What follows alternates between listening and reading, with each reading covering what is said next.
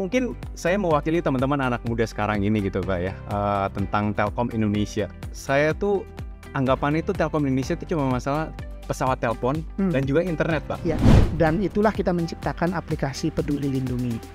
Dan saya adalah pemilik hak cipta dari produk itu.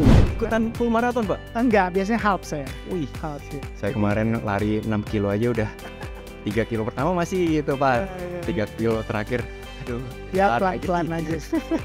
Dicintai atau mencintai? Wow. Dicintai deh kayaknya. Wah, egois juga nih Bang. WFH atau WFO?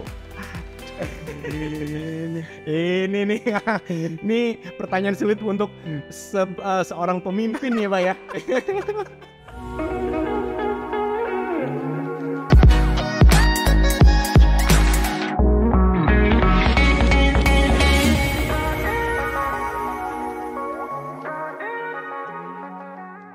Halo, saya Dion Yoko. Hari ini saya akan memandu kalian di Digistar Podcast. Seperti yang sudah kita ketahui bersama, saat ini kita telah masuk di era digital yang mana seluruh kegiatan kita bisa kita lakukan dengan cara yang sangat canggih. Salah satunya bisnis.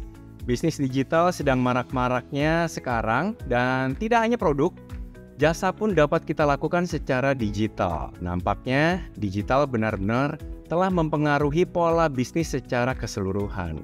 Pertanyaannya, seberapa besar dan pentingyakah bisnis digital dan teknologi? Nah, hari ini saya tidak sendiri karena ada narasumber saya yang akan mengobrol tentang bisnis digital dan teknologi, yaitu Bapak Dr. Komang Budi Aryasa selaku Executive Vice President Digital Business and Technology Telkom Indonesia. Selamat sore Pak. Selamat sore Mas Dion. Sehat Pak ya? Ya, sehat. Aduh, ini Pak. Ini kan kita ngobrolin masalah teknologi dan juga digital nih Pak. Ya. Kita tahu pasti era sekarang ini semuanya udah digitalisasi nih Pak. Tapi mungkin saya mewakili teman-teman anak muda sekarang ini gitu Pak ya, tentang Telkom Indonesia. Saya tuh anggapan itu Telkom Indonesia itu cuma masalah pesawat telepon dan juga internet Pak. Ya. Tapi dari Pak Komang sendiri mungkin bisa diceritakan nggak sih Pak tentang masalah teknologi digital ini Pak? Ya memang Telkom itu kan berawal dari perusahaan infrastruktur gitu ya. Produk-produk yang sangat dikenal oleh masyarakat seperti telepon, kemudian terakhir adalah SMS. Itu adalah produk-produk yang sebenarnya core produk dari perusahaan telekomunikasi. Namun kita melihat ke depan bahwa produk-produk legacy seperti ini sedang mengalami satu tantangan yang luar biasa. Contoh yang paling real adalah telepon yang di rumah sama HP yang kita pakai itu sudah jarang sekali kita pakai untuk menelepon atau menerima telepon. Betul. Kebanyakan paling banter itu adalah menerima telepon lewat aplikasi-aplikasi messaging kan gitu. Yeah. Bukan telepon seperti biasa yang kita lakukan. Yeah. Nah, itulah kita melihat bahwa industri ini sedang bergerak ke arah digital dan core bisnis kita sedang mengalami satu tantangan yang cukup luar biasa dari pemain-pemain digital ini. Yeah. Nah, dengan demikian maka kita juga ikut bertransformasi untuk menyediakan layanan-layanan digital yang dibutuhkan oleh masyarakat. Nah, contohnya adalah layanan-layanan yang saat ini divisi saya sedang lakukan, sedang garap. Yeah. Nah, itulah kenapa Telkom juga ikut bertransformasi, dalam hal ini transformasi digital gitu. Itu benar. Jadi benar ya. Jadi kan kalau dulu tuh saya tuh kalau misalnya pindah rumah ataupun tempat tinggal tuh wajib sekali tuh ya harus mendaftarkan dan juga punya nomor telepon di rumah. Tapi sekarang udah banyak sekali perubahan-perubahan itu Pak ya. Perubahan sudah luar biasa. Nah Pak, kan inovasi-inovasi itu kan selalu ada nih Pak, setiap tahunnya ataupun setiap detiknya nih Pak, masalah teknologi digital gitu. Nah, tapi dari Bapak sendiri tuh, apakah memang dari kecil ataupun dari muda itu punya passion tentang masalah digital ini, untuk masalah teknologi dan lain-lain? Apakah memang Pak Komang mungkin dari dulu tuh udah, paham sekali masalah komputer atau digital dan lain-lain gitu? Ya memang background saya itu dari dulu kuliah itu memang di background-nya adalah IT sebenarnya. Oh. Dulu waktu kuliah kita belum mengenal digital kan, Iya. baru pada level IT sebenarnya.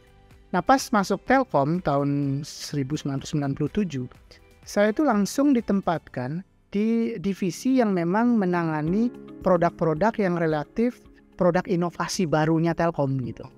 Jadi tahun 97 itu kita sudah mulai berinovasi. Iya. Produk-produk baru Telkom itu adalah di mana di divisi saya itu ditempatkan gitu. Iya. Nah saya masuk ke sana. Divisi itu baru dibentuk tuh tahun 97. Iya. Baru dibentuk namanya divisi multimedia. Produk pertama yang waktu itu kita luncurkan itu adalah produk namanya Telkomnet Instan. Jadi kalau kita ke internet tuh ngedial kan, Iya. modem. Nah itulah divisi yang pertama menciptakannya. Aduh, saya relate banget lagi Pak. Tahun 97 tuh Pak. 97, dan itu saya ada di dalamnya untuk menciptakan produk baru itu. Wow. Kemudian seiring dengan semakin mature-nya internet ini, Iya. masuk ke broadband kan, Betul. masuk ke Speedy, Iya. masuk ke IndiHome, masuk ke Triple Play yang ada TV-nya gitu. Nah itu juga saya ikut di dalamnya gitu. Sampai dengan terakhir kita menciptakan aplikasi pada saat pandemi. Nah pada saat pandemi pemerintah sangat membutuhkan aplikasi yang bisa memproteksi masyarakat dari tertularnya COVID gitu. Nah, dan itulah kita menciptakan aplikasi Peduli Lindungi. Dan saya adalah pemilik hak cipta dari produk itu. Jadi kalau di search di websitenya Ditjen HKI itu Kekayaan Intelektual Indonesia, itu pasti nama saya tuh yang menciptakan itu. Jadi banyak hal yang sudah kita ciptakan di perusahaan ini dan itu terkait dengan digital. Sehingga memang kalau dibilang passion saya memang di digital gitu. Untuk menciptakan hal-hal baru, meng-create kurva-kurva selanjutnya dari bisnis Telkom. Selain bisnis legacy atau bisnis tradisional yang sebelumnya memang sudah ada di perusahaan ini gitu. Nah, memang kental sekali di dalam pribadi saya tentang penciptaan inovasi produk digital di perusahaan ini. Karena memang dari awal saya memang ditugaskan di sana, di samping juga passion kita juga untuk selalu berinovasi gitu Mas Dian. Wah, ini saya sedang berbicara dengan salah satu orang yang jasa nih di Indonesia. Bapak yang mempunyai hak cipta peduli. Iya, saya memiliki hak cipta. Dan wah, ini kalau tadi diceritain dari tahun 97 Bapak berarti sesuai dengan kuliah nih Pak ya. Kuliah nih Pak ya. Sesuai dengan kuliah. Jarang loh Pak. Iya. Ini Pak, ini kalau misalnya sambil ngobrol mau sambil minum juga nggak apa-apa nih Pak ya, sambil minum. Nih Pak, ngomongin background dari Bapak sendiri juga gitu. Tadi kan udah ngomongin passion Bapak memang udah dekat sekali masalah teknologi gitu. Tapi Bapak punya nggak sih Pak hobi itu, mungkin hobinya itu di luar dari teknologi ini gitu? Saya itu memang hobi olahraga terus terang aja. Hampir semua olahraga saya bisa. Dari badminton, tenis lapangan, sepak bola. Sekarang yang saya sedang geluti itu maraton, jadi lari. Wah, nanti Jakarta Marathon ikut Pak? Ikut juga. Jadi Jakmar itu selalu saya ikut. Bali Marathon ikut juga. Wah, pantesan Bapak badannya tetap fit gitu ya. Ya, Ya enggak juga, kita sedang mengurangi juga berat badan gitu. Ikutan full maraton Pak? Enggak, biasanya half saya. Wih, half ya. Saya kemarin lari 6 kilo aja udah 3 kilo pertama masih gitu Pak. 3 kilo terakhir aduh. Ya pelan-pelan aja. Oh, jadi memang Bapak sendiri punya hobi dari dulunya olahraga. Olahraganya hampir keseluruhan udah diikutin itu. Tapi sekarang lari itu. Lari karena ya badminton high impact ya. Tenis juga high impact. Jadi kita seiring bertambah usia ya kita menjaga diri juga. Ya. Nah, ini Pak, ini kan ngobrolin sekarang ini kan udah sangat dekat sekali ya Pak ya. Masalah teknologi digital gitu. Hampir semuanya udah go digital. Apalagi era pandemi nih Pak ya. Benar. Hampir semua itu harus dipaksa kita merubah mindset ataupun konsep kita dari konvensional berubah ke digital gitu. Dari e-commerce, online learning. Dulu tuh saya juga sempat bikin webinar juga gitu kan, lewat online, semuanya di digital gitu kan. Nah, pendapat Pak Komang sendiri apa sih Pak? Apakah itu memang merugikan kah ataupun menguntungkan gitu ya dengan era pandemi semua harus dipaksa digitalisasi gitu Pak? Ya memang gini, bagi perusahaan sendiri atau bagi korporasi begitu, kalau kita tidak masuk ke digital, maka kita akan terdisrupsi oleh teknologi itu sendiri. Bahkan mungkin kita akan ditinggalkan oleh pelanggan kita. Itu di sisi korporasi. Sehingga mau tidak mau, kita harus masuk ke dalam transformasi digital ini. Di sisi user atau pelanggan kita, mereka semakin menuntut experience digital yang semakin baik.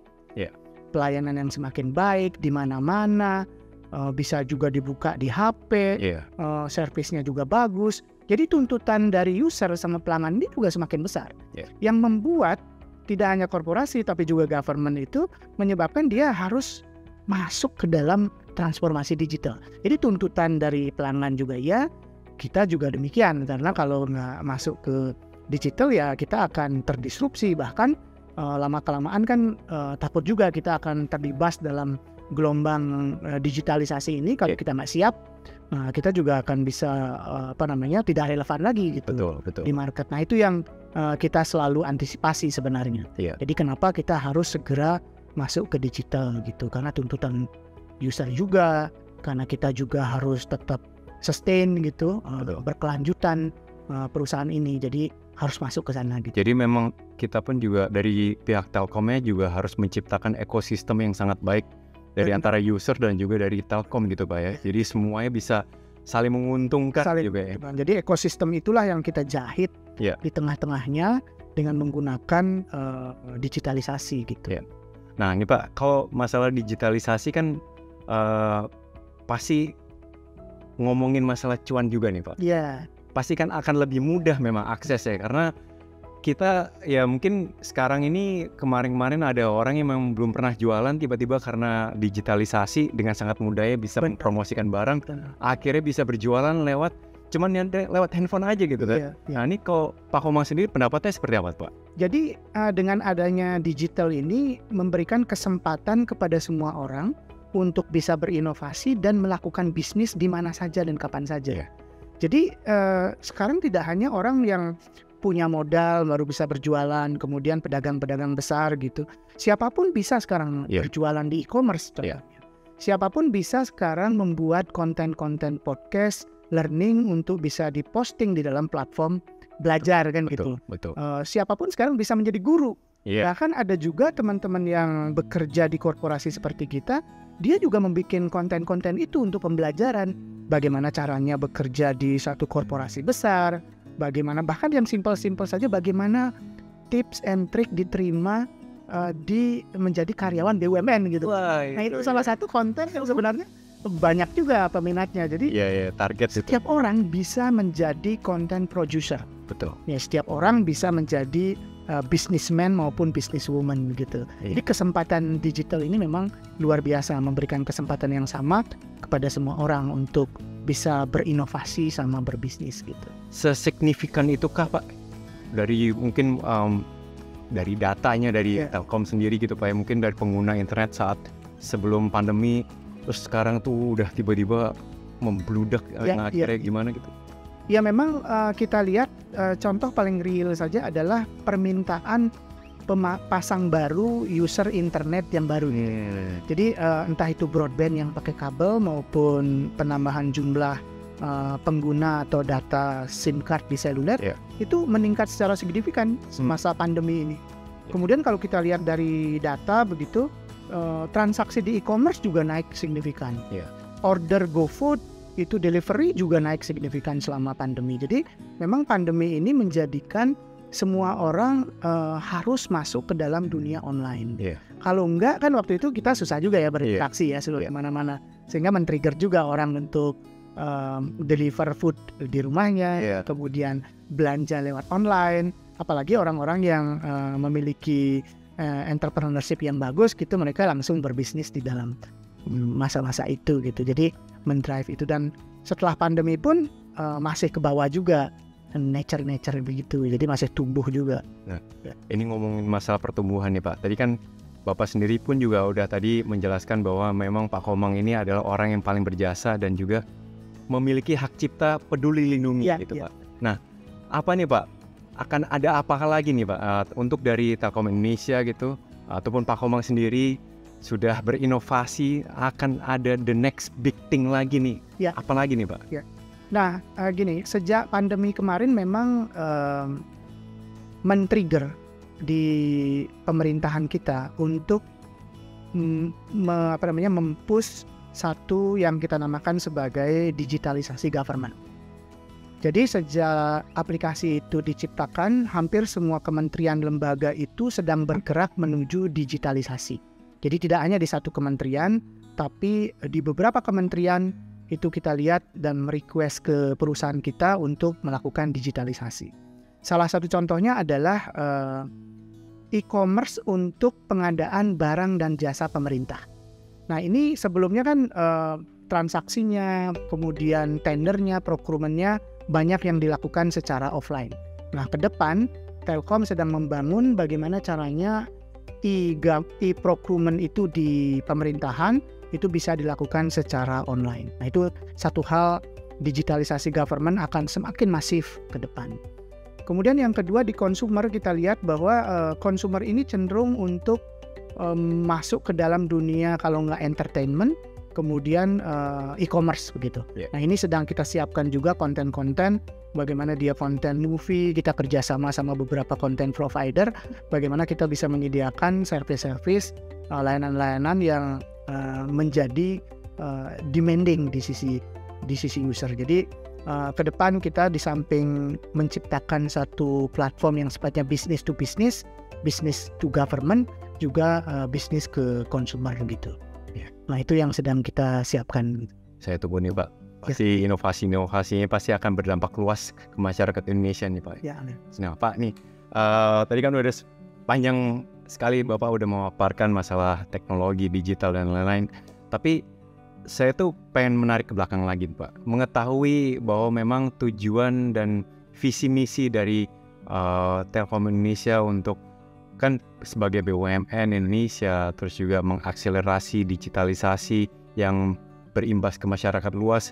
Ini kan pasti punya visi misi yang cukup jelas gitu. Nah, kurang lebih itu apa sih Pak tujuannya gitu Pak? Nah, secara sederhana visi kita itu adalah sebenarnya bagaimana dengan inovasi digital ini kita bisa menyediakan satu platform digital atau layanan digital yang membuat pemerintahan itu birokrasinya semakin efisien, industri itu semakin kompetitif, kemudian perusahaan itu semakin efektif dan inovatif dalam menjalankan bisnisnya. Nah sebenarnya peran kita kan di tengah-tengahnya, bagaimana membangun satu platform enabler begitu yang membuat ketiga itu menjadi bisa mencapai tujuannya gitu.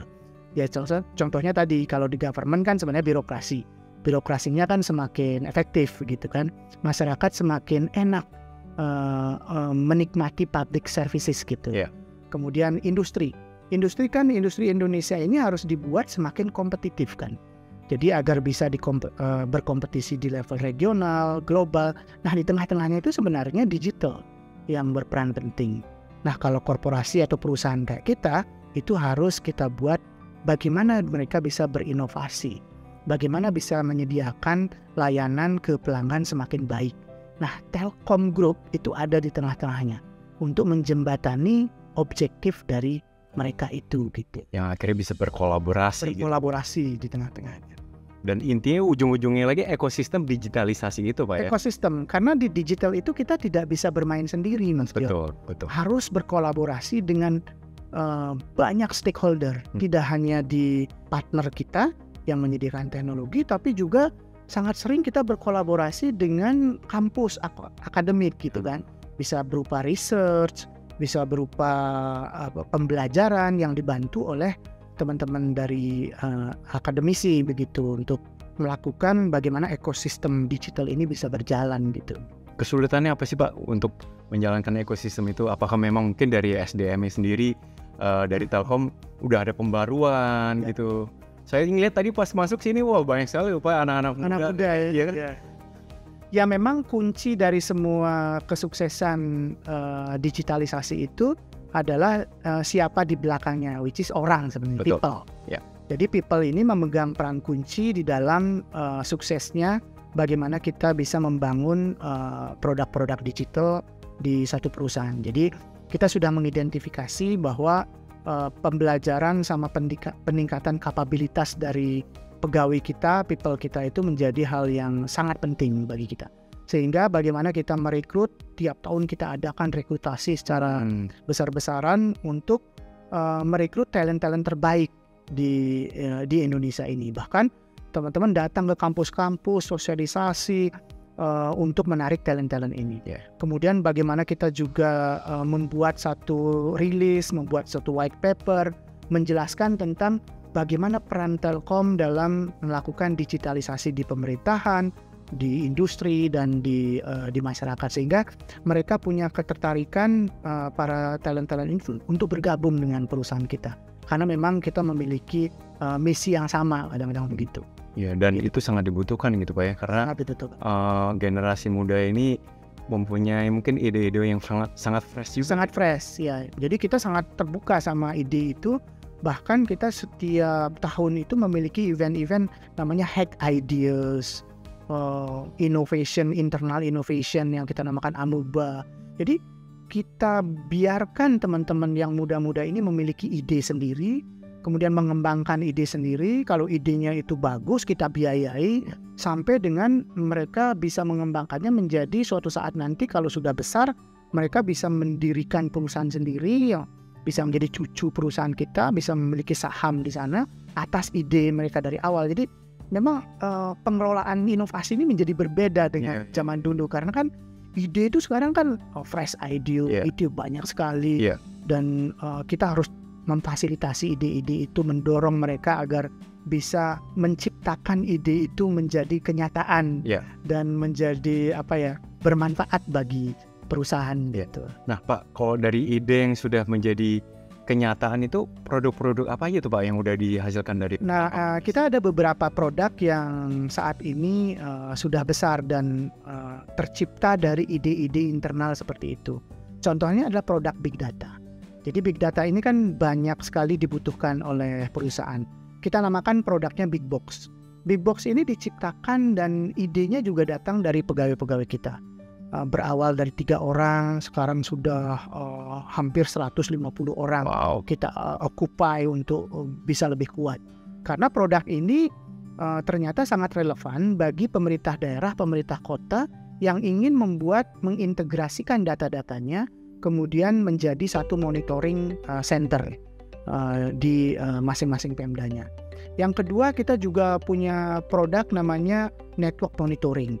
Jadi network monitoring ini ternyata kalau mereka sudah berlangganan internet, perusahaan-perusahaan begitu, mereka juga ingin memonitor networknya. Ini gimana networknya gitu. Apakah ada gangguan apa tidak gitu. Yang terakhir adalah untuk UMKM. Nah UMKM ini kita namakan produknya PADI, pasar digital. Jadi UMKM ini kadang-kadang dia membutuhkan market yang lebih luas. Jadi kita carikan dia market di BUMN lain.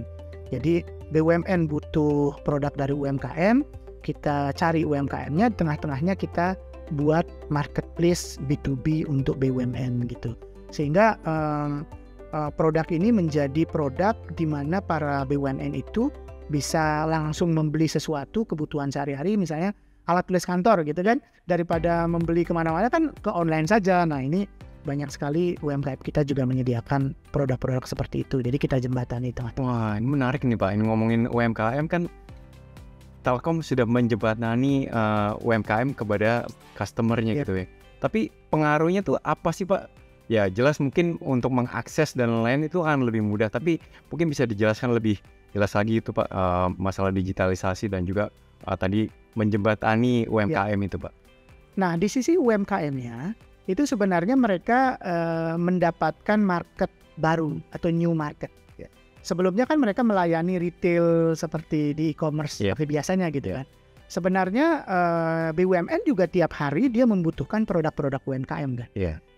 Tadi office supply, kemudian konsumsi meeting, itu kan tiap hari dibutuhkan kan.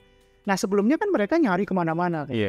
Kemudian kita menemukan satu ide, loh ini kan bisa untuk UMKM. Nah, UMKM-nya kita kumpulin karena kebutuhannya di sini ada dari sisi demand, dari sisi supply-nya kita kumpulin, dan tengah-tengahnya lah kita bentuk marketnya gitu. Kemudian di sisi BUMN itu mereka lebih mudah lagi kan untuk mendapatkan seller kan. Yeah. Jadi kalau saya butuh sesuatu, saya nggak usah kemana-mana, udah ke padi aja, pasar digital gitu kan. Nah, ini dua sisi mendapatkan manfaat. Platformnya juga mendapatkan manfaat sendiri. Wah, semuanya dimudahkan gitu Pak. Dimudahkan. Wow, jadi memang usaha konkret dari Telkom sendiri, jadi itu udah diberdayakan semuanya gitu Pak ya, dan akhirnya terkumpul dengan padi itu juga gitu. Wah, saling menguntungkan juga. Ya, ini memang marketnya masih sangat besar, jadi kita masih men-tapping beberapa aja. Kan baru kita mulai yang padi ini 2020 kemarin.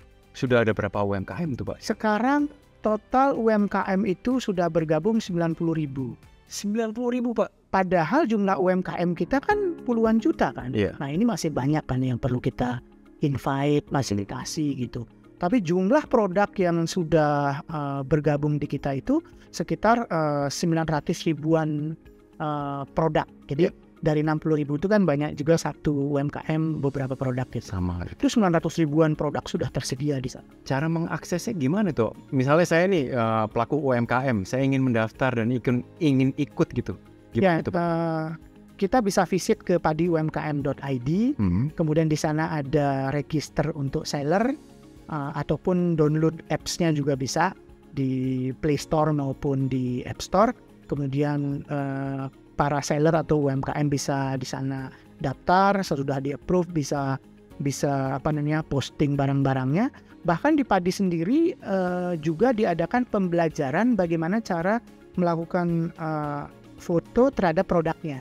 Kadang-kadang kan ini hal-hal simple tapi bisa sangat signifikan kan. Iya. Nah, kadang-kadang mereka kalau tidak diajarin gitu, fotonya sembarangan aja gitu kan. Sehingga pada saat di display di e-commerce di Padi, tampilannya juga tidak sesuai. Kita ajarin juga bagaimana caranya workshop fotografi, kita ajarin sampai dengan mereka bisa atau barangnya terjual di Padi gitu. Wow, ternyata aksesnya semudah itu Pak ya? Semudah itu. Apalagi banyak UMKM sekarang itu kan sebagian gitu ya sudah terbiasa juga dengan e-commerce sebelumnya yang retail ya. Nah, sekarang kita carikan yang marketnya yang benar. Dan itu selalu ada sosialisasi gitu Pak ya untuk teman-teman UMKM ini Pak ya? Ya, bahkan 2 hari lagi kita akan mengadakan sosialisasi business matching di Surabaya. Setiap kota kita kunjungin, karena UMKM ini kan ada di setiap kota gitu kan, dan pembelajaran itu harus kita juga lakukan di sana. Jadi 2 hari lagi kita akan mengadakan business matching di Surabaya. Business matching ini mengundang hampir seluruh UMKM yang ada di Surabaya. BUMN marketnya juga kita undang. Kemudian kita pertemukan di sana BUMN butuh apa. Ini sudah ada supply-nya. Silakan bertransaksi. Wah, jadi stakeholder semuanya dikumpulin semuanya gitu Pak ya di business matching. Wah. Nanti setelah Surabaya ada lagi. Keliling nih Pak, keliling Indonesia Pak. Wah, nanti akan semakin banyak dan mungkin jutaan UMKM ya Pak ya? Ya, kita harapkan jutaan UMKM karena kan ada puluhan juta ya. Iya. Nah ini Pak, kan ya mungkin udah mayoritas masyarakat Indonesia sudah paham lah Pak ya masalah digitalisasi. Tapi nggak sedikit juga nih Pak, masih banyak masyarakat Indonesia yang kurang paham masalah digitalisasi. Gimana Pak, mungkin langkah-langkah dari Telkom Indonesia untuk meningkatkan awareness masyarakat Indonesia masalah digitalisasi ini Pak? Ya, memang kalau kita tanya digitalisasi sudah mereka rasakan atau belum, mungkin mereka menjawabnya sebagian besar belum gitu. Tapi pada prinsipnya mereka sudah pakai Facebook semua tuh, Instagram. Tanpa kerasa sebenarnya mereka sudah masuk ke dalam dunia digital. Iya, betul. Saya nggak mengenal internet, tapi saya sudah pakai Facebook, kadang-kadang begitu kan. Jadi Facebook lebih dikenal dari internet, Instagram lebih dikenal dari internet. Nah, kita mulai dari sana. Yeah. Jadi cara menggunakan Instagram untuk bisnis, cara menggunakan Facebook dengan baik, kita mulai dari sana. Memang di samping itu ada beberapa daerah-daerah yang kita identifikasi belum mendapatkan sinyal-sinyal internet. Ada juga daerah terluar, tertinggal, terpencil gitu kan. Nah itu pemerintah juga sedang menjalankan program-program bagaimana mengcover mereka dengan sinyal-sinyal internet. Bahkan di kita juga sangat rutin begitu mengidentifikasi masih ada nggak daerah-daerah yang blank spot, kemudian coveragenya juga kurang sehingga anak-anak SD kita sangat kesusahan pada saat belajar kemarin online gitu. Nah itu rutin juga kita assess daerah-daerah seperti itu gitu. Sebagai tanggung jawab sosial kita juga. Wah, semoga Bapak tidak pantang menyerah nih Pak ya. Selalu memberikan awareness masalah digitalisasi ke seluruh Indonesia sampai pelosok-pelosok tuh Pak ya. Semoga juga masalah sinyalnya pun juga udah bisa didapatkan segera gitu Pak ya. Nah ini Pak, balik lagi ngomongin masalah SDM di Telkom Indonesia nih Pak. Saya kan tadi kan first impression saya datang ke kantor sini, wah ini rasanya tuh datang itu seger banget gitu Pak. Interiornya langsung open space. Iya, open space ya seperti ini, seru gitu. Terus juga dari karyawan-karyawannya juga anak muda, terus juga tadi dari ngobrol pun juga asik gitu. Rasanya tuh saya tuh pas datang sini tuh mikirnya tuh kayak wah ini kantor BUMN, kayaknya orang-orang tua dan lain. Semuanya punah gitu. Hilang semua itu Pak. Rasanya seru banget tuh. Gimana sih Pak akhirnya Bapak bisa menyemangati ataupun mungkin dari inovasi-inovasi apa tuh rekrutmen dari Telkom Indonesia sampai akhirnya dari tahun 97 sampai sekarang akhirnya bisa punya regenerasi yang akhirnya bisa update masalah teknologi digital ini gitu Pak.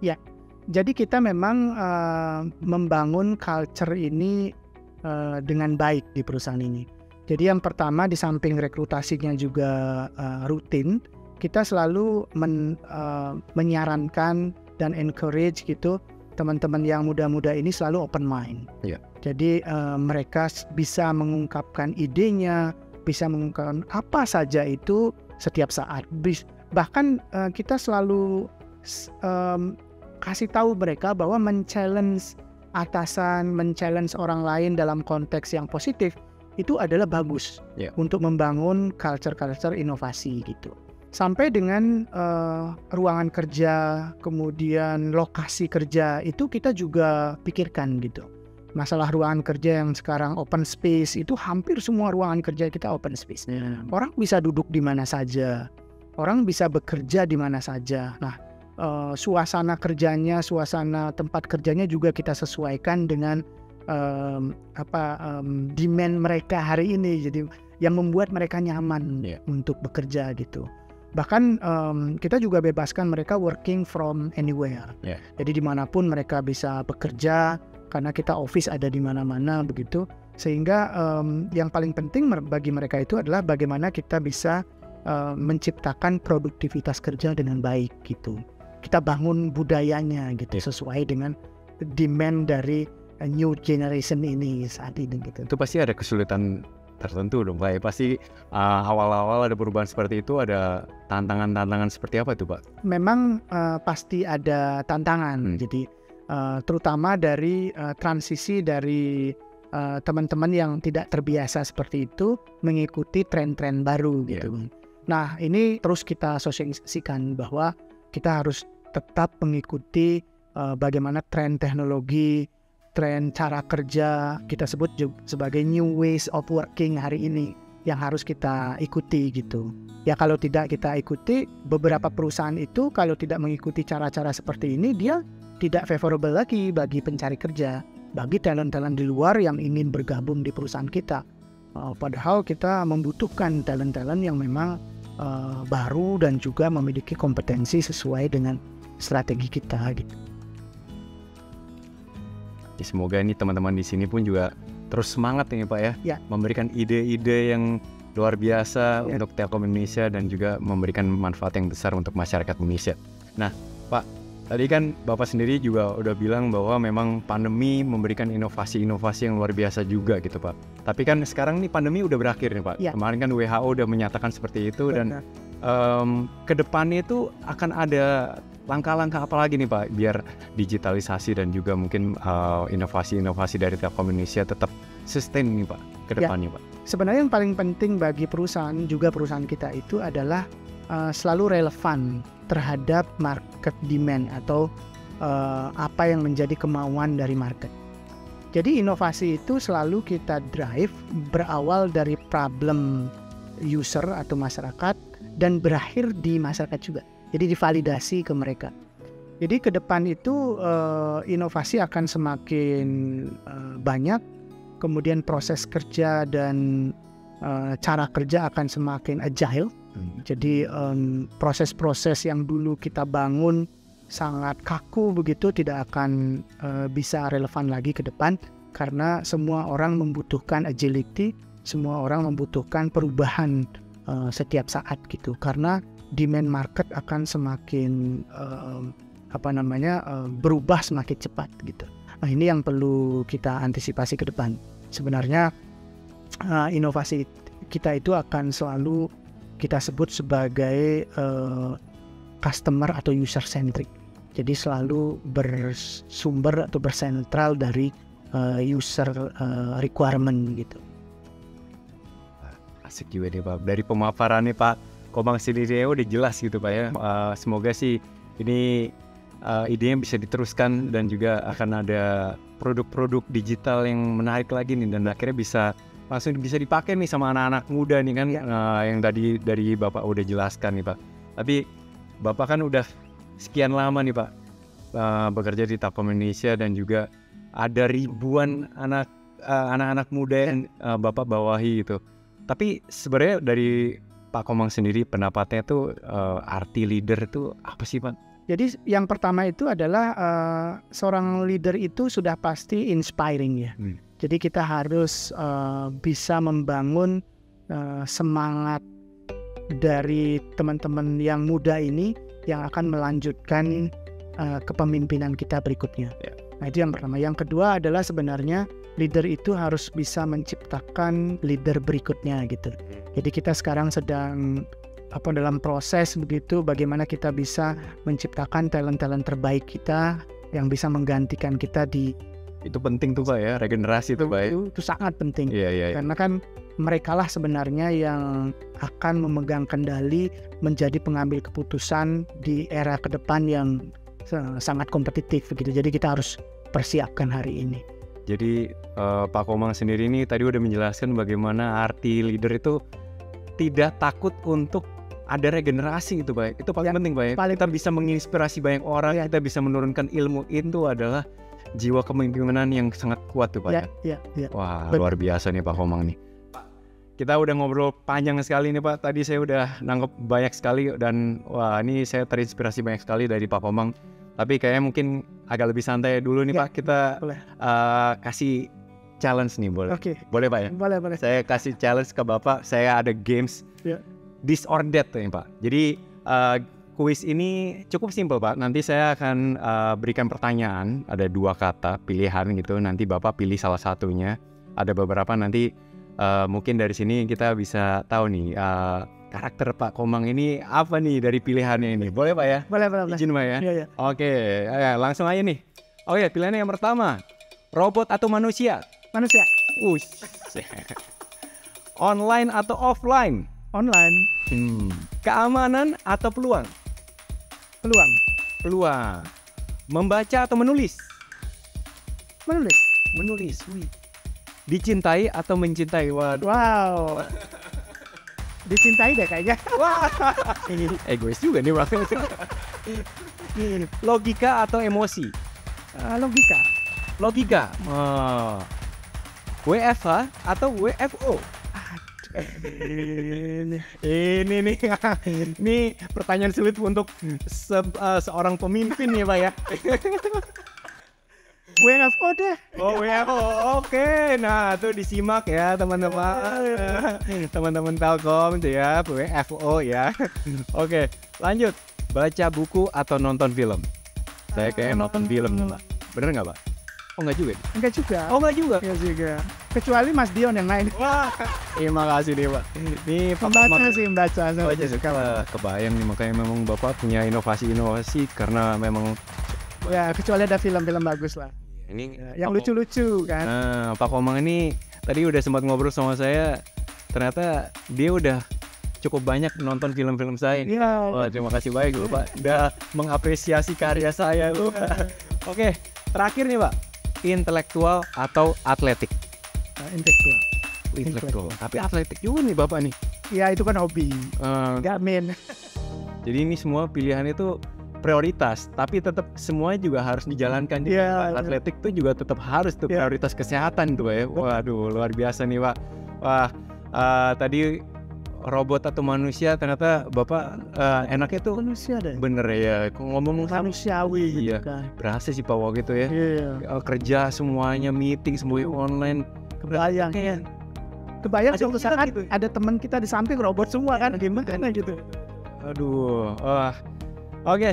Itu sedikit challenge untuk Pak Komang, seru-seruan, dan mungkin ini sesi-sesi terakhir nih Pak. Ya. Kita udah ngobrolin panjang lebar masalah digitalisasi, ekosistem, elaborasi masalah UMKM, terus juga stakeholder yang ada di Telkom Indonesia juga, SDM yang sekarang banyak generasi muda juga. Sebenarnya dari Pak Komang sendiri, ada harapan apa sih Pak untuk teknologi digital dan juga bisnis untuk Indonesia ini? Jadi teknologi digital ke depan itu dalam pemikiran saya itu harus humanis. Jadi selalu berpikiran di sisi bagaimana human ditempatkan sebagai center dari teknologi. Jadi jangan sampai teknologi itu merusak lingkungan, jangan sampai teknologi itu merusak peradaban manusia gitu. Nah ini yang kita takutkan dengan kehadiran artificial intelligence yang sekarang lagi rame gitu. Jadi ke depan bagaimana juga teknologi-teknologi baru ini harus tetap humanis gitu. Iya. Itu sih. Wah, kirain ada lanjutan lagi Pak. Tadi udah mengarut kayak ada lanjutan lagi. Oh enggak, ternyata intinya humanis gitu Pak ya. Oke, ada kata-kata terakhir mungkin Pak.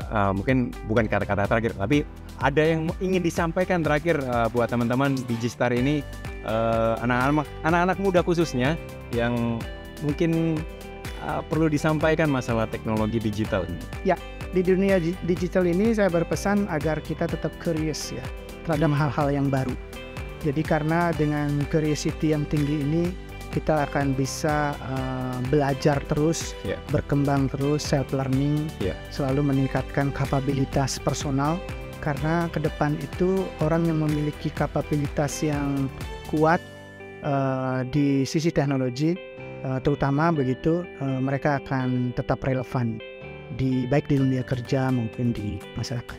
Jadi tetap curious terhadap teknologi baru.